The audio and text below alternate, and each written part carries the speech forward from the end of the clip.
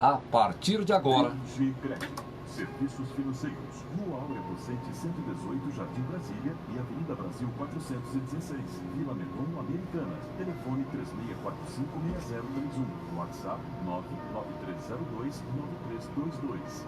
Apresenta a maior emoção do rádio, a Carta da Vida, com Joel Vilalon, o contador de histórias.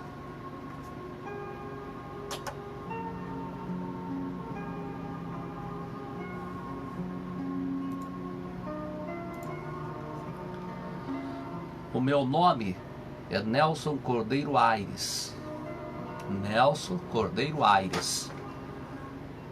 Hoje eu estou morando aqui na cidade de Campinas, aonde eu lhe escrevo esta carta. Hoje eu estou contando a minha história, porque eu sei que muita gente que viveu comigo essa história, infelizmente, talvez não possa mais ouvir a história como essa. Todo mundo tem a sua história. Eu também tenho. E quero que você, Joel Vilalon, narre a minha história.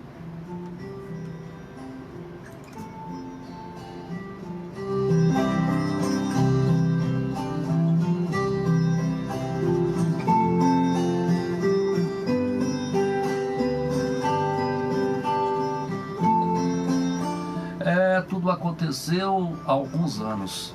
Eu era bem jovem. Eu morava com a minha família na cidade de Santa Catarina, uma cidade chamada Lages.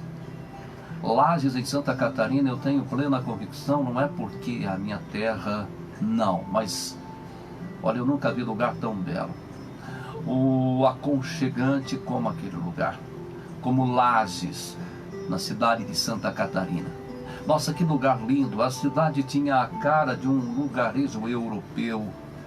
Aqueles jardins bem cuidados, tratados, exibida uma profusão de flores espalhadas nos canteiros em perfeita harmonia. As portas da casa lá, muitas delas pintadas em tons fortes de vermelho, oferecendo aos nossos olhos a impressão do chamado conto de fadas.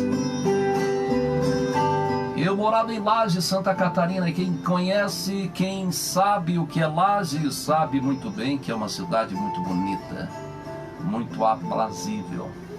A sua própria população quase todo dia, toda ela, nem parecia resultado de um país moreno, de um país trigueiro. Pelas ruas, o que se via era aquela profusão de pessoas muito alvas. Agora está diferente, mas no passado as pessoas clarinhas, de cabelos amarelinhos e olhos azuis. Descendentes de alemã. Quase todos lá são descendentes de alemães. A Ingrid era exatamente assim. Ela fazia parte desta imensa colônia de alemães que por lá moravam. Embora ela própria já tivesse nascido no Brasil, mas era ela filha de alemão, os avós alemães. Eu me lembro quando eu vi a Ingrid pela primeira vez, eu fiquei extasiado com a sua beleza, aquela beleza nórdica. Eu contava na época, 20 anos, mais ou menos, A Ingrid tinha uns 18. O meu pai era funcionário executivo do governo de Santa Catarina, portanto eu podia considerar um rapaz privilegiado. Eu estava estudando em uma excelente faculdade, dirigindo sempre os melhores automóveis. Eu tinha plena consciência da minha posição social elevada por conta do trabalho do meu pai. Talvez por isso fosse até um pouco arrogante. Eu preciso assumir, eu trazia aqui comigo um ar de arrogância. E essa arrogância não é bom para ninguém. Ali nos meus 20 anos eu reconheço que eu era até um pouco arrogante. Eu preciso ser humilde. E de forma humilde reconhecer a minha arrogância. Quando a Ingrid, quanto a ela morava ali nos bairros mais baixos, tinha um riozinho que circulava um pedaço da cidade de Lages. O pai dela tinha uma pequena casa de frios e viviam daquilo. Eram pessoas simples. Quanto a mim, logo que fui apresentado a Ingrid por um grupo de amigos, eu não dei mais sossego para ela. Nossa, que menina bonita! Meu Deus, que menina linda! Ah, eu não tirava ela da minha cabeça. Mas ela, meio retraída, a princípio se mostrou meio distante. Eu desconfiava que a minha fama de conquistador já tivesse chegado aos ouvidos dela. Pode ser que tivesse chegado mesmo. Tornei-me mais insistente. Quando percebi que a Ingrid mostrava meio arredia com relação a mim. Ela se mostrava mais à vontade com um sujeito chamado Rost. Rost era um alemãozinho amigo da família da Ingrid. Ah, eu não podia perder aquela parada, eu não estava acostumado a perder na vida. Como eu disse, eu era arrogante, ou meio arrogante, sabe? Bons carros, o meu pai tinha chamada condição social, uma condição muito boa, eu tinha direito. Eu era um tanto arrogante, então eu não ia perder aquela parada para um alemãozinho pé rapado, não. Ela, a Ingrid, havia de ser minha namorada. Eu queria porque queria, eu coloquei isso na minha cabeça, eu fui persistente, aliás, bastante persistente. O outro pretendente, o Rost, talvez tivesse boas intenções, aliás, talvez tivesse as intenções mais firmes e convictas do que eu. E ele talvez fosse o melhor partido para ela. Mas eu não queria perder.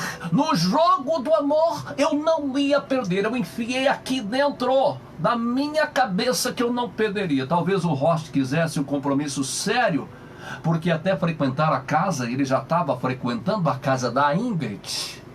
Eu percebi também que a família gostava dele, fazia gosto do relacionamento dos dois. Eu sentia que ele era preferido pela família, mas eu era arrogante. Eu não iria perder aquela parada. Eu entrei com tudo. Eu persisti, eu rodeei, eu adulei, eu bajulei a Ingrid. Eu comecei a tentar prendê-la do meu lado. Tá vendo? Eu não falei, sabe aquela coisa de você estar consciente de que você tem força e que o dinheiro vai derrotar o teu inimigo? Porque eu vi o Rost como um adversário. Ela estava pendendo para o meu lado, a alemãzinha estava caída na minha. E nós começamos um namoro longe dos olhos dos meus pais. E claro, longe dos olhos dos pais dela também. Era preciso manter distância. Mas a Ingrid agora estava apaixonada. Pouco a pouco eu fui sentindo, mais amorosa. Finalmente eu venci a resistência. Como um predador sexual, eu consegui. Ela se entregou por completo para mim. Se entregou completamente. Eu sabia que a Ingrid não estava entregando ali para mim só o seu corpo.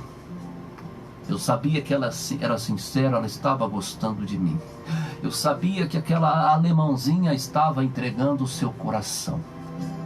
Não era uma entrega promíscua de uma mulher que quer se satisfazer. Ela estava entregando ali para mim a sua alma, o coração, os seus anseios. Ela entregava para mim confiança. Eu venci como predador sexual, eu venci. Porque os predadores sexuais são assim. Eles mostram as garras como o tigre, depois que tem as presas na mão. Então ela estava ali no meu braço, e aquilo virou uma rotina. Nós passávamos horas juntas, horas felizes, até que um dia ela me confessou de maneira repentina e um tanto quanto ingênua, dentro da sua pureza, dentro da sua ingenuidade. Ela me confessou que estava grávida. Eu dei um salto, me coloquei de pé, nem sequer disfarcei o meu desprazer. Nelson, eu estou grávida. Ah, mas eu fiquei desesperado. Puxa vida, Ingrid. Não me fala uma coisa dessa, você tá louca. Você não sabe se cuidar, não. Você não sabe quantos anos você tem, quantos anos eu tenho 20 anos, eu nem terminei os meus estudos, pelo amor de Deus. O meu pai vai acabar comigo. O meu pai era um importante funcionário do governo de Santa Catarina. Você acabou arrumando uma encrenca que não tem tamanho. Mas o que você foi fazer? Ingrid continuou sentada. Coitado, dentro da sua pureza, da sua ingenuidade, ali no gramado onde nós estávamos, eu vi quando as primeiras lágrimas escolheram por aqueles olhinhos lindos, desceu pelo cantinho dos seus olhos, escorreu pela sua face, rodando a sua pele corada.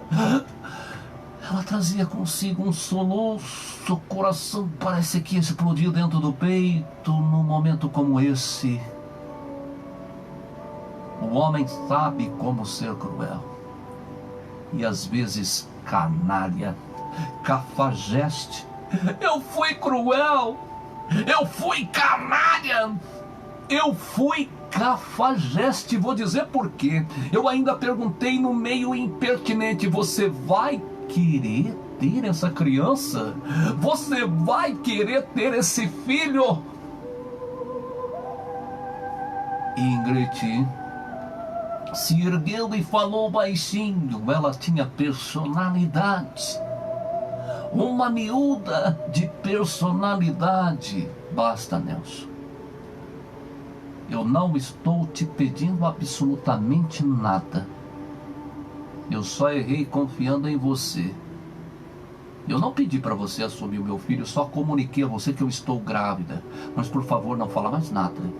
Não precisa me tratar como se eu fosse uma coisa que você usou e descartou, e que agora não sabe se joga no lixo ou abraça. Para mim chega.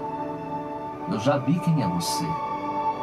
Ela me deixou ali de pé, eu meio aturdido, acabei até respirando mais aliviado, porque no fundo aquilo era o que eu queria. Eu temi sim, eu fiquei com medo de que se o meu pai soubesse, se o pai dela me procurasse, viesse atrás de mim. Mas os dias foram passando e ninguém apareceu. Uma coisa era certa, aquela era uma família de determinados. Se ela contou para o pai não iria mendigar a presença de um pai que não quer assumir o filho. Então eu prossegui a minha vida rotineira de estudante irresponsável. Era irresponsável, isso que eu era. Alguém apareceu lá na minha sala da universidade e cochichou. Você está sabendo? Você está sabendo sobre o casamento da Ingrid? Você sabia? Aquela menina Ingrid, ela vai se casar. O casamento está próximo. Ela vai se casar com o Rost. Certamente, ele e o Rost estavam sabendo da gravidez dela. E se ele soubesse da gravidez dela, ele não estava importando com o fato do filho não ser dele. Então ele quis se casar com a Ingrid, assim mesmo, para assumir a criança. Você tem certeza? A Ingrid, a alemãzinha, ela vai se casar com o Rost? Eu tenho certeza absoluta. Vai.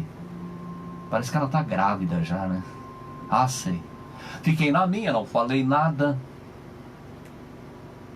Será que ela tinha arrumado a solução para aquele problemão? Na ocasião do casamento, Ingrid já exibia uma barriga grande de 4 para 5 meses. Logo após o casamento da Ingrid, os pais dela se mudaram de volta para a Alemanha. Eles eram da Alemanha, o pai e a mãe da Ingrid eram alemãos, eles voltaram. De lá mesmo aonde eles nasceram. E os pais da Ingrid foram de volta para a Alemanha. Apenas ela e o seu marido, Rost, ficaram no Brasil. Eu terminei os meus estudos, comecei a trabalhar, porém eu demorei ainda alguns anos até me cansar da minha vida de garoto maluco e de predador sexual. Eu fiz muitas vítimas. Eu encantava, eu conquistava. Eu sentia prazer em levar as mulheres para o meu ninho, no intuito de me satisfazer. A conquista era algo que estava aqui dentro da minha cabeça. E de longe, mesmo sem querer, bem de longe, eu acompanhava o dia a dia da Ingrid, do seu marido, do seu filho. Nossa, um moleque bonito. Era um garoto. Ele possuía o mesmo cabelo amarelinho da mãe, o mesmo rosto corado, bonito da mãe, os traços dele. Só os olhos não eram azuis. Os olhos do menino não eram azuis. Eram negros e grandes como os meus olhos. A primeira vez em que eu me vi frente a frente com o menino foi numa banca de revista.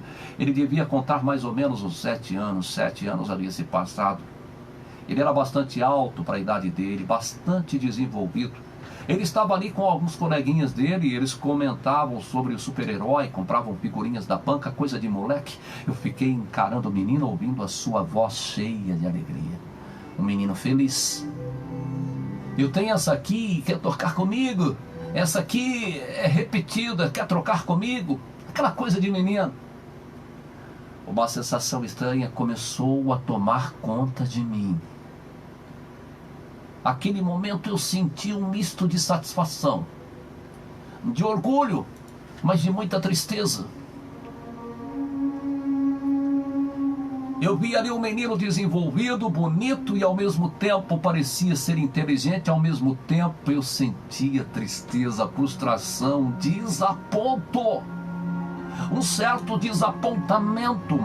E é evidente que eu nunca poderia fazer parte da vida daquela criança. Afinal de contas, eu havia feito a minha própria escolha. Nesta ocasião, inclusive, eu estava casado. Eu já estava casado com uma outra mulher. Foi um casamento ainda meio inseguro da minha parte. Minha mulher fazia parte da população local de Lages. Ela era uma excelente pessoa, ficara grávida por 2 vezes, não conseguia levar a gravidez adiante. Minha mulher não segurava o bebê, acabava tendo um aborto espontâneo. Vez por outra, eu acabava cruzando com a Ingrid nas ruas ou em festas da cidade. Ela era mãe também agora de uma garotinha muito bonita, mas bem diferente do menino. Quando a gente se encontrava, eu cumprimentava ligeiramente com a cabeça. Ela delicadamente correspondia, mas não esboçava nenhum sorriso. A impressão é que ela me passava, nessas ocasiões, que era uma mulher segura e feliz, uma mulher realizada. O marido sempre mostrava atencioso, dedicado. Com o passar do tempo, mesmo que sem querer admitir, eu sabia muito bem que o grande perdedor de tudo aquilo era eu. Tinha sido eu. Para me distrair, eu fui acostumando a frequentar muitas vezes o clube esportivo de lá de Lages.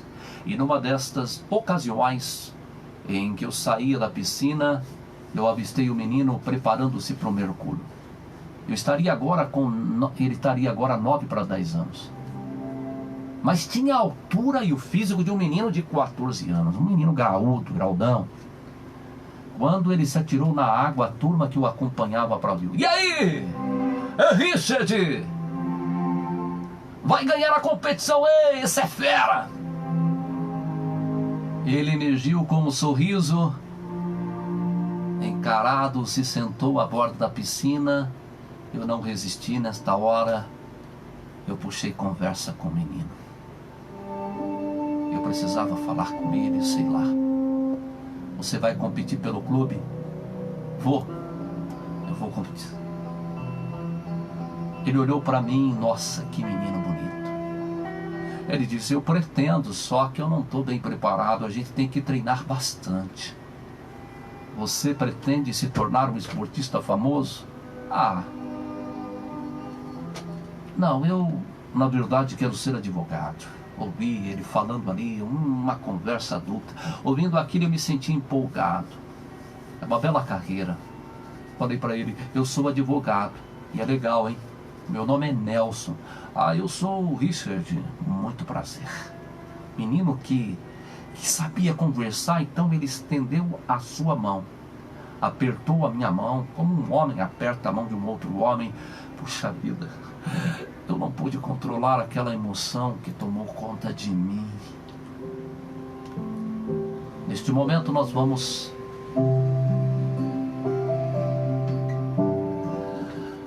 Neste momento eu preciso interromper a carta da vida de hoje, para que ela tenha sequência na segunda-feira.